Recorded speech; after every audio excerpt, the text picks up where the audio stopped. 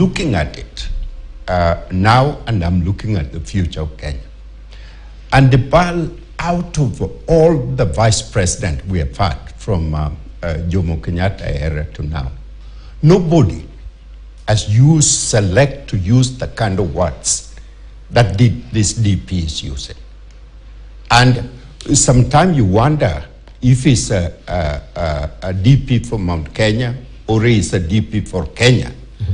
And secondly, Dubal, irrespective of how you feel about Uhuru, and I'm very happy that Peter Kagwanja mentioned some significant development that Uhuru brought to this country. Uhuru is revered beyond Mount Kenya because of the role that he has played.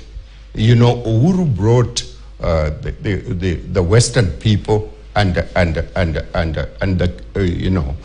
together in the fold, and he went and did things